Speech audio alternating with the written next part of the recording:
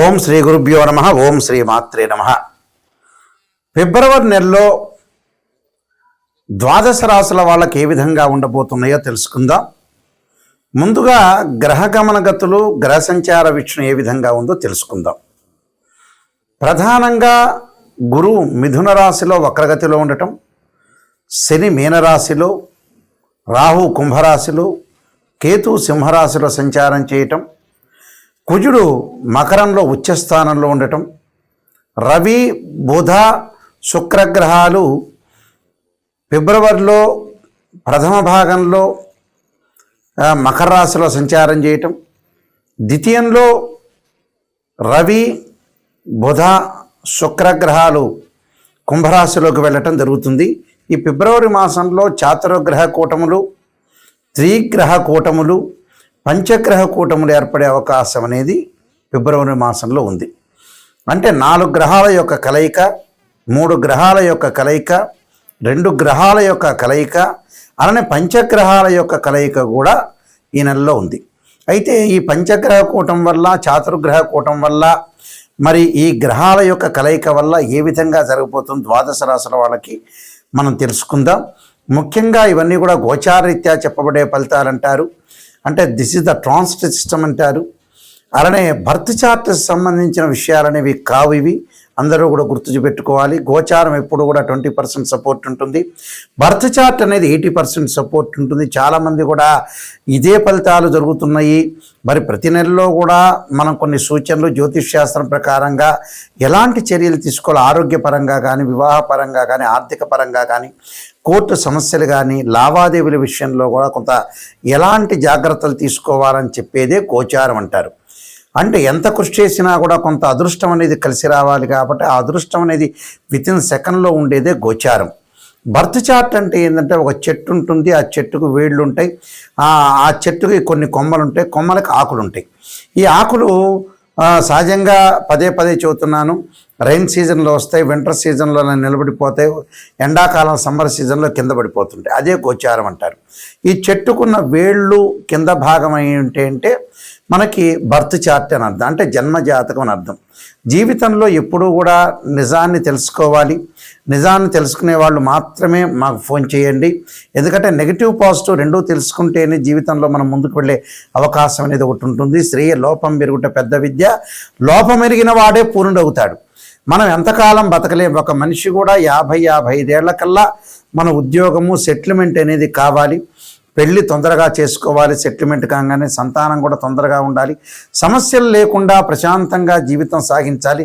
ఎప్పుడో మనం పెళ్లి చేసుకుంటున్నాం, ఎప్పుడో ఇంకా మనకు 60 ఏళ్ళు 70 ఏళ్ళు ఉన్నాయని చాలామంది కూడా లేట్ చేస్తున్నారు. జీవితం అనేది ఇప్పుడు కూడా మన చేతుల్లోనే ఉంటుంది.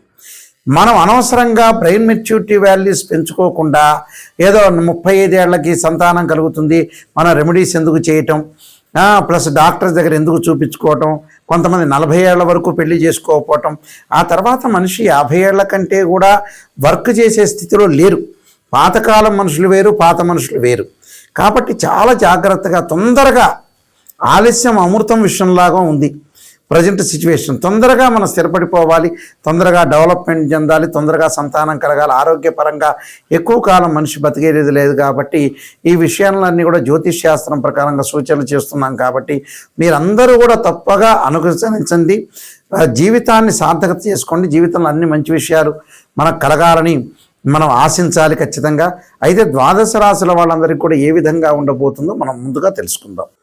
ఫిబ్రవరి నెలలో కర్కాటక రాశి వాళ్ళకి మనం చూసుకునేటట్టయితే 10వ స్థానంలో గురువు యొక్క సంచారం, ద్వితీయ స్థానంలో కేతు యొక్క సంచారం, సప్తమ అష్టమాల్లో కూడా కొన్ని గ్రహాలు ఉండటం, కుజుడు మకర రాశిలో సంచారం చేయటం వల్ల మరి ఎలా అన్ని గ్రహాలను కూడా ఒకసారి మనం అనాలిసిస్ చేస్తే ఏ విధంగా ఉండబోతుందో చూస్తే, ముఖ్యంగా ఆరోగ్యం పట్ల శ్రద్ధ పెట్టడం ఒకటి, 4 గ్రహాలు కూడా 8వ స్థానంలో ఉండటం, అంటే 4 గ్రహాలు కూడా అంటే కర్కాటక నుంచి కుంభరాశిలో సంచారం చేయటం. అంటే ఎందుకంటే ఫిబ్రవరి మాసంలో చాతుర్గ్రహ కూటమి, పంచగ్రహ కూటమి, మకరం నుంచి కొన్ని రోజుల పాటు చాతుర్గ్రహ కూటమి ఉంటాం, కుంభరాశిలోకి వెళ్ళిపోవటం, అలానే మకర రాశిలో కూడా పంచగ్రహ కూటమి ఏర్పడటం జరుగుతుంటుంది. కాబట్టి ఇక్కడ వీళ్ళకి ఇంట్లో విషయంలో కొంత ఇంట్లో 8వ ఇంట్లో ప్రవేశంతో ఆరోగ్య సమస్యలు, ఒత్తిడి, ఊహించని సవాళ్లు పెరగటం ఒకటి, జీవితంలో కొంత ఒత్తిడి, అవకాశాలు బాగా పెరిగే అవకాశాలు ఎక్కువ ఉంటాయి. చాలామంది కూడా మొదటి భాగంలో ప్రమోషన్ రావటం, వ్యాపారంలో ఒడిదుడుకులు ఉండే అవకాశాలు ఎక్కువ ఉంటాయి. దూర సంబంధాలు, విదేశాలతో సంబంధాలు, విదేశాల్లో ప్రయాణాలు చేయటం ఒకటి, లోతైన బంధము, ప్రేమ సంబంధాలు, శుభ కార్యక్రమాల యొక్క నిర్వహణ, ప్రేమ వివాహాలు జరగటం, పెద్దలను ఒప్పించి వివాహాలు జరిగే అవకాశాలు ఎక్కువ ఉంటాయి. అప్పుడప్పుడు అపార్థాలు, తల్లిదండ్రుల పట్ల ఆరోగ్యం పట్ల శ్రద్ధ, కొంత ఆర్థికంగా ఖర్చులు బాగా పెరుగుతాయి. ప్రమోషను, వ్యాపారం లేదా ఆకస్మికంగా లాభం ద్వారా కొన్ని లాభాలు బాగా వచ్చే అవకాశం ఉంటుంది. ఊహించని రాబడి అవకాశాలు, విదేశాలకు వెళ్ళే అవకాశాలు, విద్యార్థులు మరింత కష్టపడితే పనిచేసే అవకాశాలు ఎక్కువగా ఉంటాయి. కాబట్టి కొంత కష్టపడండి, భగవంతుడి యొక్క ఆరాధన చేయండి, రోజు కూడా విష్ణు సహస్రనామం పారాయణం చేయండి. దత్తాత్రేయ స్వామి కవచంతో పాటు దేవానాంచ ఋషీనాంచ గురుకాంచన సన్నిభం బుద్ధిమతంత్రలోకేశం తం నమామి బృహస్పతి అనే మంత్రాన్ని చక్కగా చదువుకోండి. మీకు మంచి జరిగే అవకాశాలు ఉన్నాయి. కంపెనీ త్రూ కూడా విదేశాలకు వెళ్ళే అవకాశాలు ఖచ్చితంగా ఉంటాయి. సహజంగా మన జీవితంలో కొన్ని రహస్యాలు అనేవి తెలుసుకోవాలి. రహస్యాలంటే టైం వేస్ట్ చేసుకోకూడదు. కొన్ని జాతకాల్లో భర్త చాటం ప్రకారం కాలయాపన చేస్తుంటారు. అనవసరంగా జీవితం ఏదో ఉందిలే, మనం 500 సంవత్సరాలు బతుకుతాం అనుకుంటారు. 50 ఏళ్ళు 55 ఏళ్ల కల్లా సెటిల్మెంట్ అయ్యి ఇంక అయిపోయింది, పర్వాలేదు, మనం కూర్చున్నాము, మనం సంపాదించకపోయినా పర్వాలేదనే విషయాలు ఆలోచన చేయాలి ప్రజలందరూ కూడా. ఎందుకంటే 70 ఏళ్ళకి 80 ఏళ్ళకి జాతకం చూపించుకుని నాయకంటి గారు ఏం చేయాలని అంటే ఏం చెప్పలేరు. ఎందుకంటే జీవితంలో ఎప్పుడైతే శరీర భాగంలో ఒక జీవి ఏదైతే మనం పునరపి జననం పునరపి మరణం అన్నారు, ఒక జీవి నిర్జీవి అయ్యే వరకు ఉండకూడదు. ముందుగానే లైఫ్ అనేది సెటిల్మెంట్ కావాలి.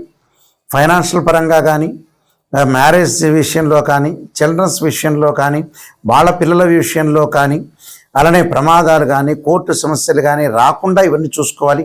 మంచి సుఫలితాలు జరిగే అవకాశం ఉండాలని మనం ఆలోచించాలి.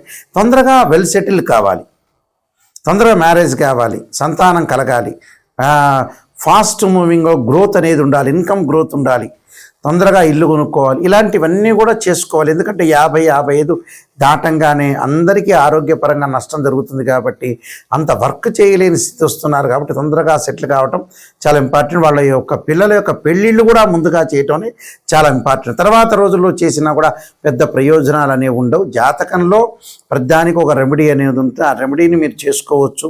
బర్త్ చార్ట్ అనేది చాలా ఇంపార్టెంట్. ఒక్కొక్క మనిషి ఒక్కొక్క ఆరాధన చేయటం వల్ల మనకు మంచి జరిగే అవకాశాలు ఎక్కువగా ఉంటాయి. కాబట్టి ఇవన్నీ కూడా అనుసరించండి. నేను 15 పుస్తకాలు రాశాను.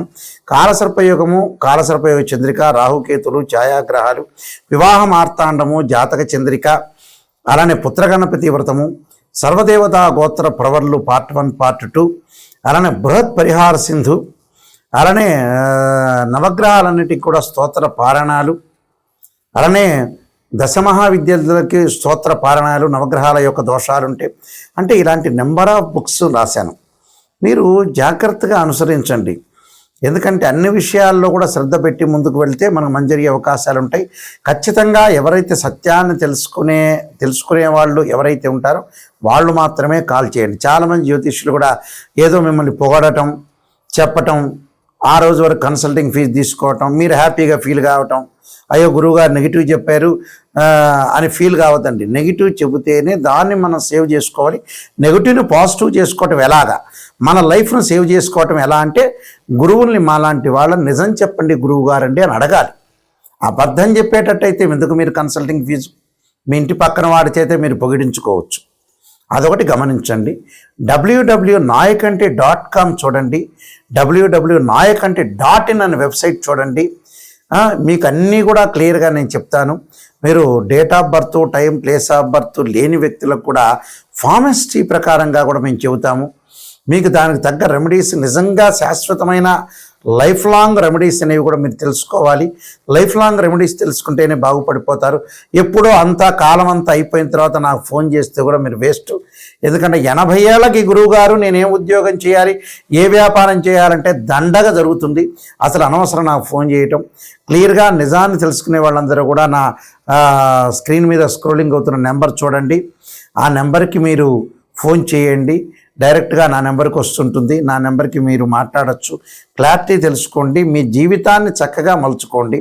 మీ అందరికీ కూడా శ్రీ పరమేశ్వరుడు పరమేశ్వరి అనుగ్రహాన్ని కలగాలని ఆశిస్తూ సర్వే జనా సుఖినో భవంతు.